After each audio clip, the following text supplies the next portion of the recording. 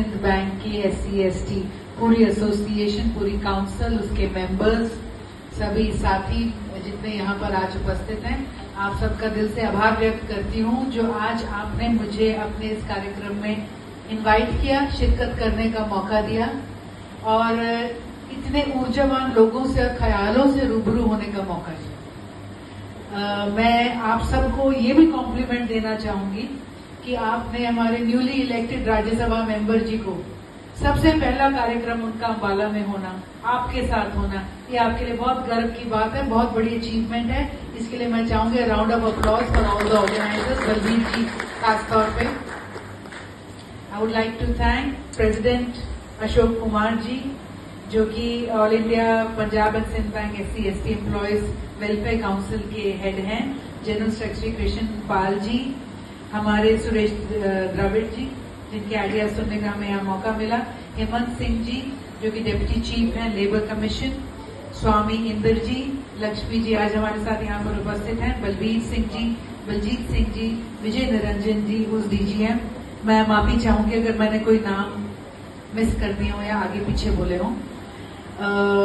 आज बड़ा अच्छा लगा आपके माध्यम से ये जानकर कि अम्बाला को राज्यसभा में आवाज उठाने के लिए इतना सशक्त, मैं कहूंगी, एक व्यक्तित्व मिला है। और करमवीर जी, मैं कहूंगी सिर्फ एक पार्टी की जीत नहीं है, जैसा उनका जोश है, जो उनकी वो है, मैं यही कहूंगी कि वो समाज के लिए भी एक जीत है, वो हरियाणा के लिए भी एक जीत है। And we look forward to it कि वो आने वाले समय पर बहुत सी चीजें करेंगे जो हम सबको इकट्ठे लेके जाए। मैं आज यहाँ पर, आज हमने समाज से जुड़ी बहुत सी बातें सुनी। समाज के साथ जब हम SC/ST जोड़ते हैं तो हम एक ऐसे वर्ग की बात करते हैं जिसे बराबरी का हिस्सा हर बार नहीं मिला, जिसकी एक लड़ाई रही। और ये तो हमारे समाज के वर्ग हैं, 4 वर्ग माने जाते थे मोटे तौर पर। एक वर्ग मैं और कहूंगी जो कि दुनिया का है और उसमें है पुरुष और महिला, और इसमें भी इन दोनों वर्ग में एक बराबरी की जो है जरूरत रही है, बराबर रहा नहीं है। और आज जो 2 हस्तियां हैं जिनके जन्मदिन को आज हम मना रहे हैं, जिसमें बाबा साहेब अम्बेडकर जी भी हैं और जिसमें हमारे फूले जी भी हैं, वो और उनकी मिसेस, इन दोनों ने जहां समाज के लिए, दुनिया को एक करने के लिए, समता का, समानता का एक जो मुद्दा उठाया, उन्होंने खास तौर पर महिलाओं को एक समानता आगे बढ़ाने का एक जो है कदम, एक सोच और एक दिशा उन्होंने जरूर दिखाई है और आगे करी है। बाबा साहेब का तो सबको पता ही है कि उन्होंने संविधान दिया था, और मेरे पिताजी एक बात हमेशा कहते थे कि आज कई ताकतों की बात हुई, आर्थिक ताकत होती है, बल की होती है, धन की होती है, सत्ता की होती है। उन्होंने एक बात कही कि पॉलिटिकली जो है ना, जो समाज, जो व्यक्ति पॉलिटिकली एक्टिव नहीं होता वो पीछे रह जाता है। और मैं समझती हूँ आज जिस तरह से आप सब संगठित हैं, संघर्षित हैं, तो ये पॉलिटिकल एक्टिविज्म आज सबके अंदर आ चुका है। इस पॉलिटिकल एक्टिविज्म को महिलाओं में लाने वाले बाबा साहब अम्बेडकर जी।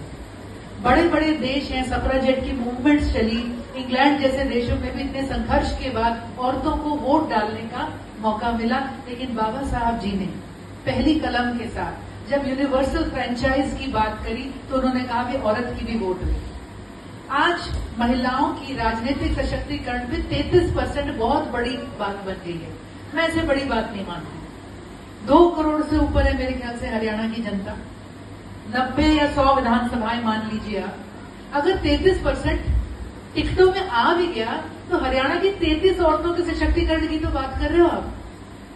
2 करोड़ में से 33 औरतें।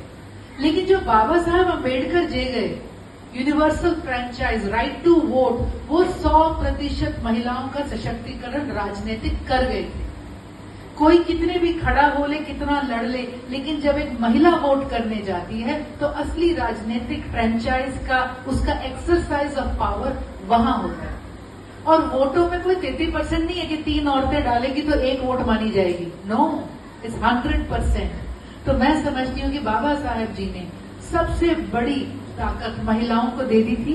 समय के साथ महिलाएं अब वोट भी कर रही हैं, पार्टिसिपेट भी कर रही हैं। अब ऐसे ऐसे बूथ होते हैं जहां पर महिला वोटर ज्यादा होती है, उस बूथ में आप भी कम होते हैं। तो आज मैनिफेस्टो महिलाओं को रिफ्लेक्ट करने लगते हैं।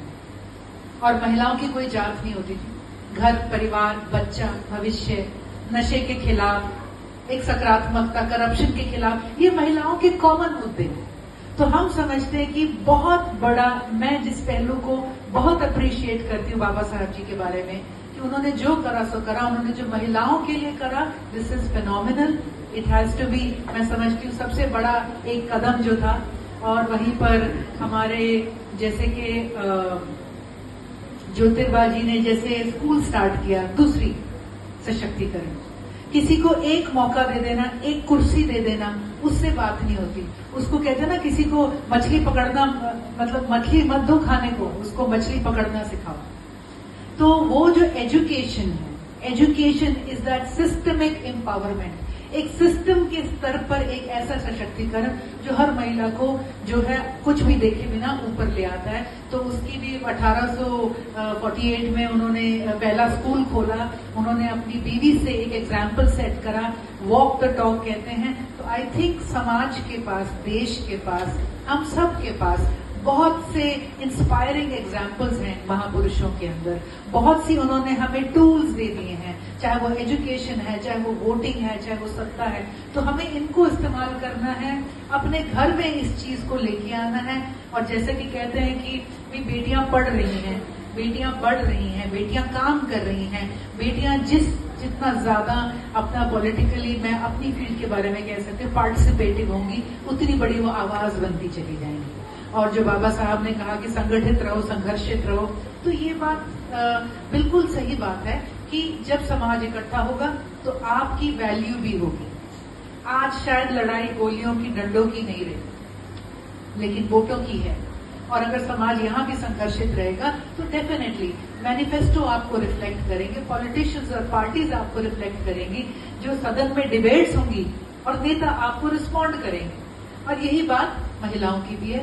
तो आई विल जस्ट से कि मैंने ये बैंक से जुड़ा हुआ ऐसा प्रोग्राम बिल्कुल भी एक्सपेक्ट नहीं करा था।